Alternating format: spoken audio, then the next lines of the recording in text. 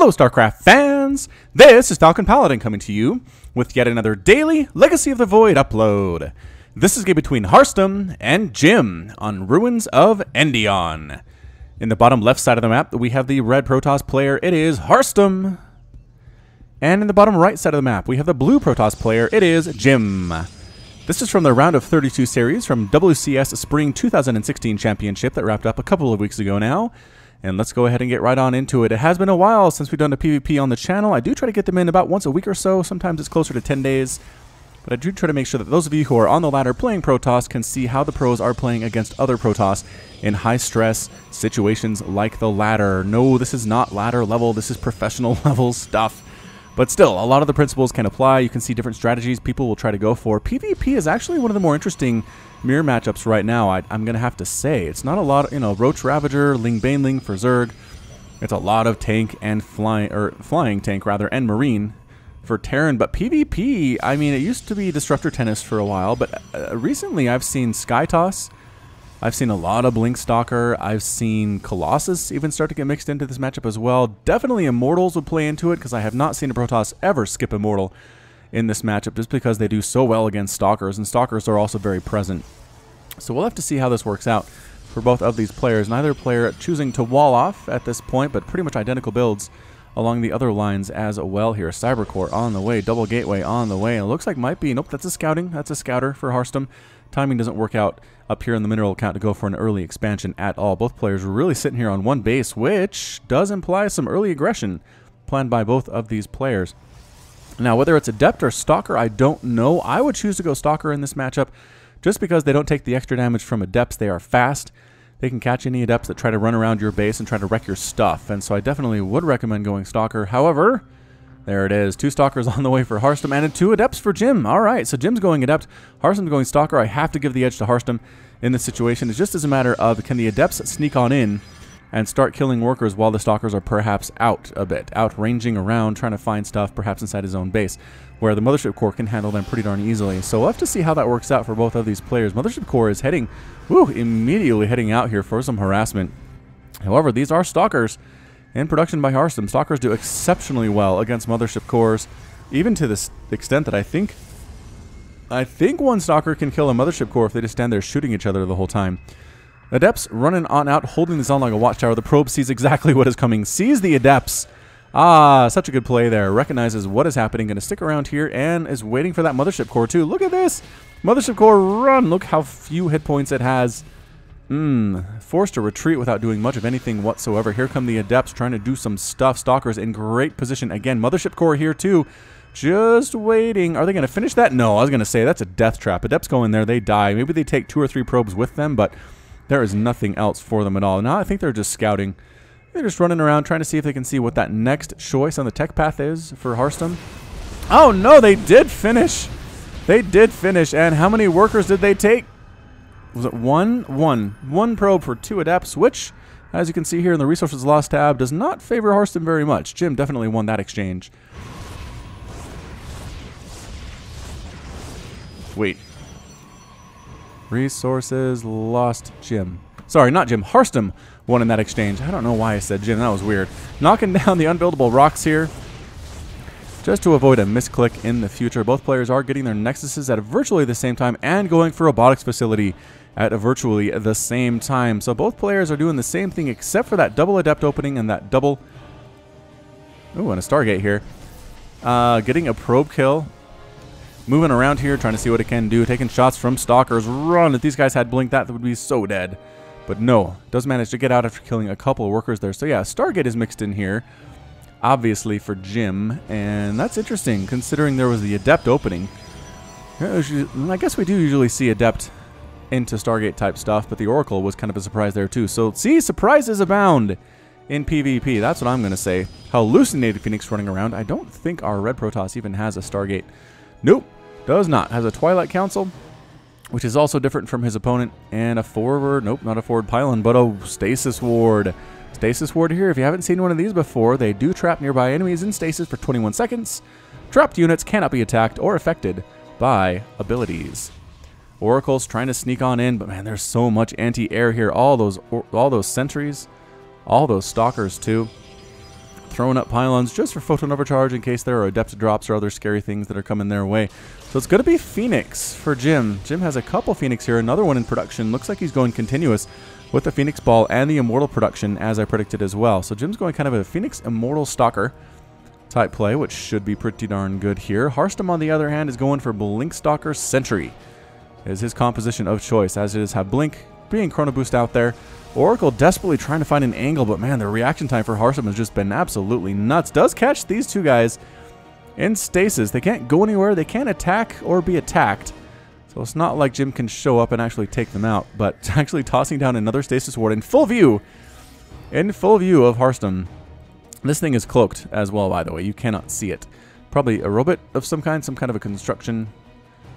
Flying on in, and look, the Stalkers can outrange it. That circle is not wide enough to avoid getting shot in the face by the Stalkers if there's an observer to check things out. Jim looks like he's trying to take his third base too. He's a little bit behind here on that one. I'm going to have to say he is just a tiny bit behind on that construction. It is super close otherwise.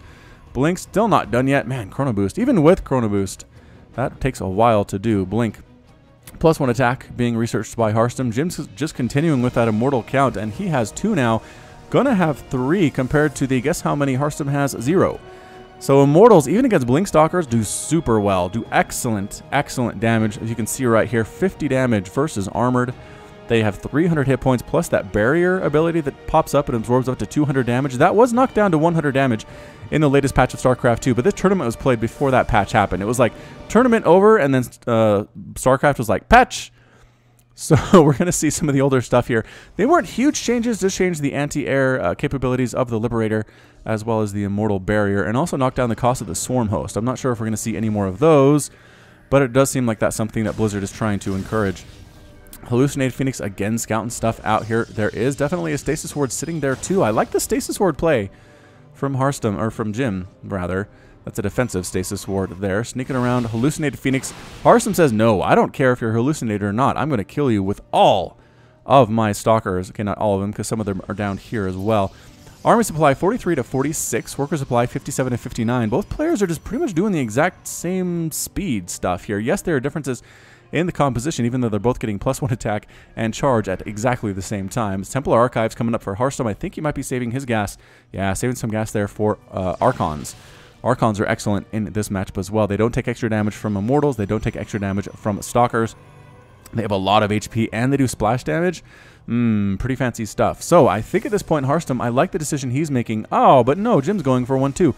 We might just see Archons on both sides of the map here, which I can't say I disagree with. Archons are one of my favorite units, dating back to when I first played the original StarCraft, back when I was 15 or 16 or so. And it came out, and we played our first multiplayer game, and somebody made an Archon and just sent it by itself to my base, and I was like, what is that? It was so scary. It was just like, brah, brah, brah. And I think I survived, but man, it was intimidating. But to this day, Archons are great. Photon Cannon being thrown up in that mineral line just to deal with any drops, any DT play, any Phoenix flybys, any Oracle stuff. It looks like there are cannons in most of the mineral lines now, with the exception of these 2 mirrored across. This guy's doing the exact same thing. This is nuts. Alright, rocks are knocked down here by Harstem. Hallucinated Phoenix almost escapes, but not quite.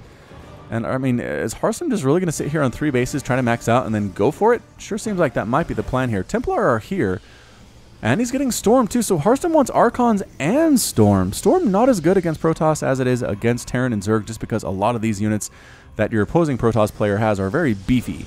And a single Storm right here that does 1 damage, a point... Wait, that's feedback. That does 80 damage. I mean, it's not enough to kill an Archon or an Immortal or a Stalker. It's enough to kill Marines and Zerglings and Hydras, but not much of anything else here. Another pause. Man, there's a lot of things with lag here in this particular tournament. Good Revelation being tossed down, and the Oracle survives. Another Hallucinated Phoenix trying to get in and scout, and it does survive. It is scouting the construction of these pylons, which is not super great information, and then it will die, as the Archon might just snipe it down. Nope, the Stalker's got it. Archon had places to be. Oracle just hanging out, just waiting to get enough energy to throw down another Revelation here. It is 50 energy, and there it is. It has enough available. So both players on 3 bases. I don't see anybody really gearing up to take a 4th right now. It's just macroing up as much as they can. I'm such a liar. Harstem's getting a 4th base right now. All right, Harstem's going for a 4th, and Jim is also going for a 4th. So just going for a 4 base, kind of a 20-minute no-rush thing going on right here. Neither player super committed to anything as far as when they want to attack. Sneaking a mothership core, though, is Jim. Oh, Jim. Jim, that might be good. Robotics Bay coming in for Harstem. Possibly could start some Disruptor tennis play going, but I do not know. Here comes Harstem. Trying to sneak in. That mothership is just about done. Zealots on the front line. +2 attack on those guys. All these ground units have +2 attack. Meanwhile, our blue Protoss player has 2. Did he just lift? What is going on? Why is he lifting his own immortals? Is Jim bored or something? What is going on here?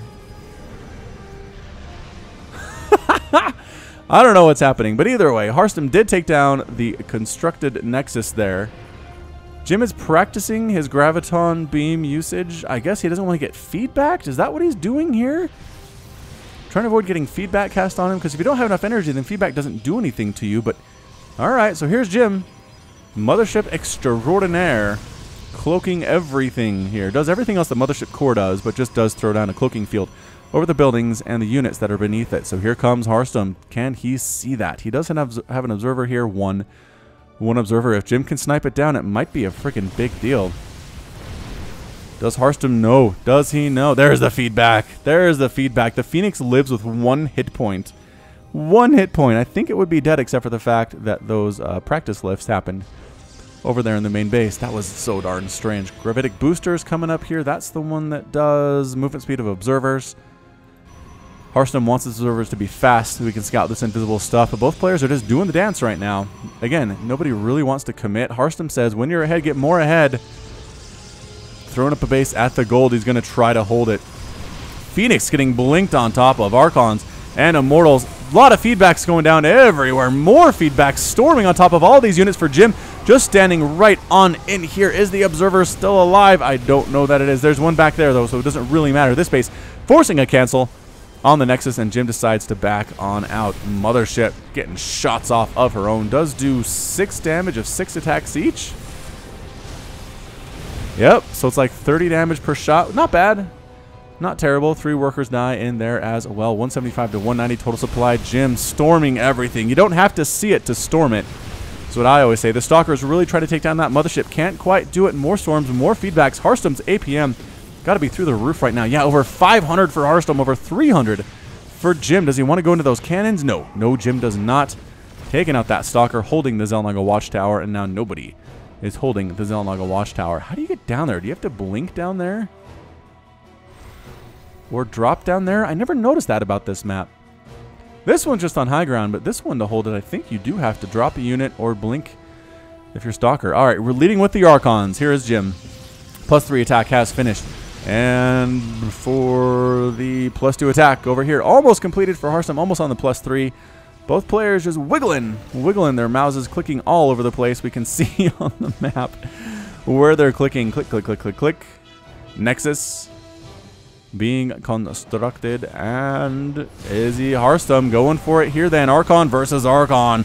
Zappity, zap, zap, zap. Harstem does not like the terms of the engagement, has not really used these disruptors yet. I'm not sure if he's planning on trying to lure Jim into a false sense of security and then send disruptor attacks after him. But there's the Purification Nova. Oh, no. It did actually expire before it killed that Archon. How did that happen? Did Jim snipe it down? He might have sniped it down. Another Nova that didn't explode. Jim making his push. 176 to 167 total supply. Archon's in the front trying to take down this Nexus. Does manage to get it there and then backs on out. He doesn't want to go down that ramp. He really does not. That's such a tempting disruptor, but no, Jim can't quite pull it off. Pulls back to a more safe location. Anything else going on in this map? Not really. There's a Stalker heading up to make sure that there's not another base here for Jim, but there's not. Nothing to worry about there. Harstem, nothing at all. Army supply 104 to 109. Harstem warping in a lot of Zealots and Templar right now. The Zealots need to be in the front. They're kind of stuck in the back right now. Not a good position, and Harstem knows it. Decides to leave. Mothership has 5 kills of her own, which is not shabby. Do you get credit for killing hallucinated units? Not entirely sure, actually. Throwing down cannons. Jim is now taking the Nexus at the gold base. That's hilarious. Harstem says, I'm not going to let that happen. Rawr. Oh, Purification Nova does finally get a hit off. Nova killing an Archon, killing another Archon. The Novas are real, man. Another Archon, just absolutely whittling down that Archon count. Jim cannot be happy about that at all. Resources lost 10,000 to 12,000. Harstem has lost more. Another Nova whiffing on that one there. Zealot going off on his own, getting absolutely evaporated. And I think the Novas might be giving Harstem an upper hand here. It's 193 to 180 total supply. Just going for it. Here is Jim. Purification Nova's hitting the Immortals. Not quite enough to kill them. Another round of feedbacks going on off all over the place. Trying to push down this ramp. Kill these cannons. Big warping of Zealots, though. Enough to force Jim to retreat. Does not like that situation whatsoever. Pretty much all that's left here are Immortals and the Mothership. Can they win this thing? Another Nova comes in. The Mothership has completely fallen. The Immortal count for Jim is insane. 13 to 4 right now. Can he do this thing with just Immortal? I don't know. The defensive position that he's in doesn't seem super healthy. Warping in additional units. Purification Nova on top of those Immortals and killing 3 of them simultaneously. The Immortals are all completely gone there. The Immortals for Harstem just ripping through, and that's it. The GG from Jim. Jim is defeated and Harstem is victorious. There it is. That's what I like to see from our PvPs. Absolutely great back and forth play right there. Again, the Disruptor tennis. Wasn't really tennis because there wasn't a return serve, but Harstem bringing the Disruptors to the fight made all the difference. Jim couldn't really commit because 3 or 4 Novas come in, wipe out your entire army, and then you're toast, right? Right. He did have the Mothership, which was great, but in the end, he couldn't quite pull it off, couldn't quite account for those Disruptors, which ended up with, 4, 6 kills each or so. That adds up. That really does add up. And that resources lost, Jim managed to overtake Harstem in the end there, 21,000 to 20,000 on the resources lost tab. All right, so that's it from me. This has been Falcon Paladin with yet another daily Legacy of the Void upload. Go ahead and hit that like button, hit that subscribe if you like what you saw and what you heard today. You can also catch me on Twitter and Facebook, both at /Falcon Paladin. And until next time, as always, thank you so much for watching, and you take care of yourself.